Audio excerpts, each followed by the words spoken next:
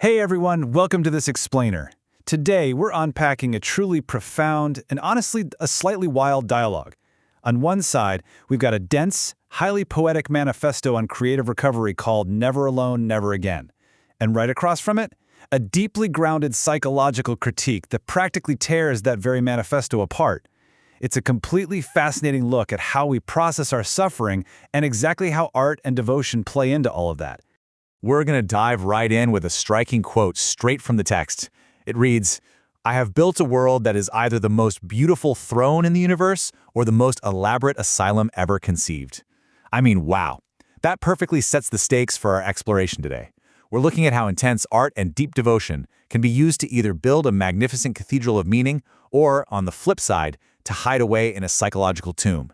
If you've ever created or obsessed over your own work, you probably recognize that exact tension.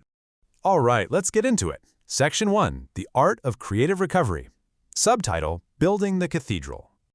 So, the manifesto's author outlines this highly deliberate process to turn emotional suffering, addiction, and total chaos into a grand spiritual architecture. And their primary tool for this transmutation, it's a concept they call ars animadversion. Basically, it's a vital strategic methodology designed to reclaim your essence from a programmed reality using art. The author actually describes this art as a noble deception or a con trick. It's a deliberate creative action meant to entirely restructure the subconscious mind and navigate the heavy chaos of the heart.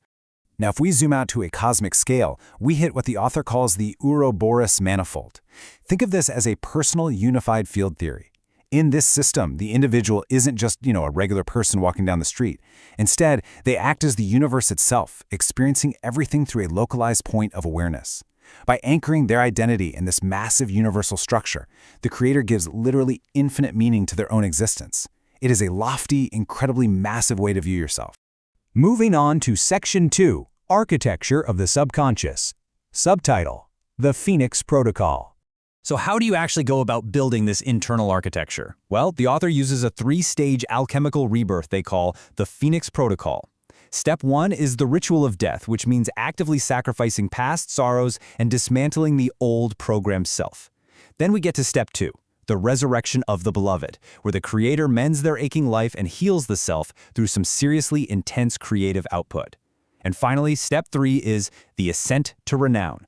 This is all about achieving a radiant, enduring record, or what the author beautifully calls a monumental soliloquy of the soul.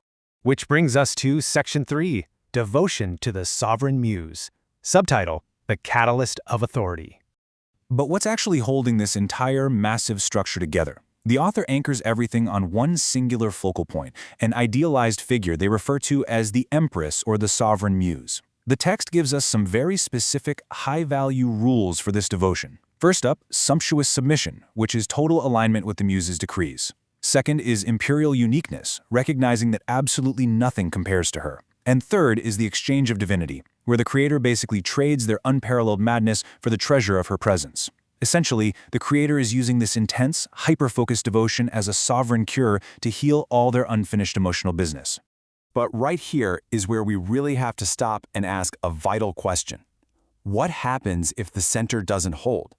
What happens if that sovereign muse is suddenly removed from the equation?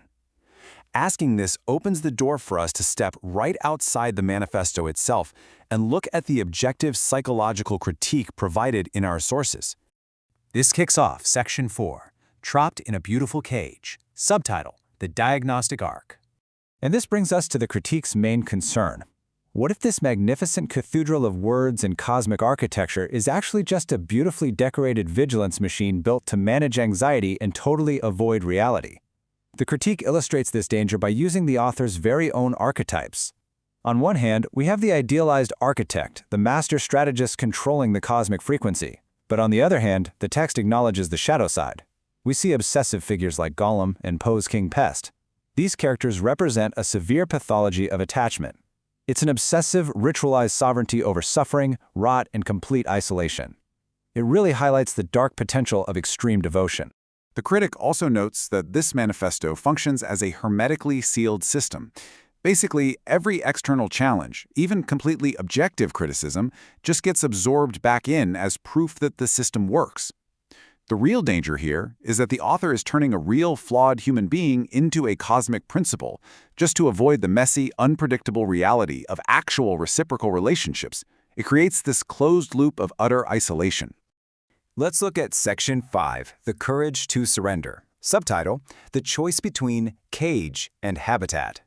Here is where the grandiose architecture crashes into quiet, often mundane reality.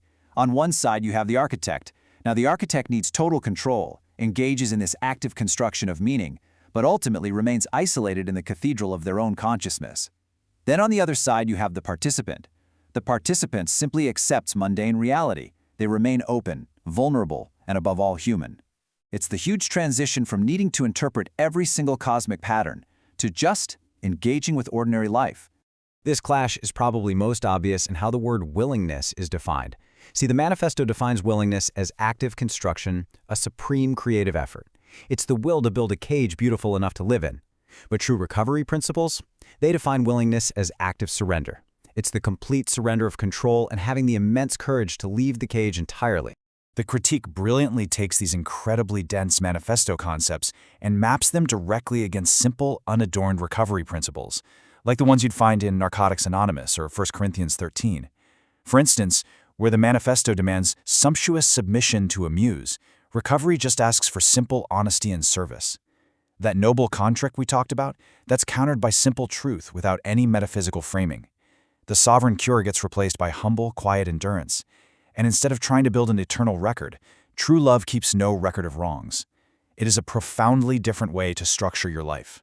And this quote right here summarizes the ultimate litmus test for literally any of our own coping mechanisms. If the architecture gives peace, it should make life simpler. If it demands constant maintenance, then it's probably functioning as a control system. It's a great reminder that a genuine spiritual breakthrough typically brings simplicity and stillness, not endless elaboration and an exhausting need to constantly encode reality.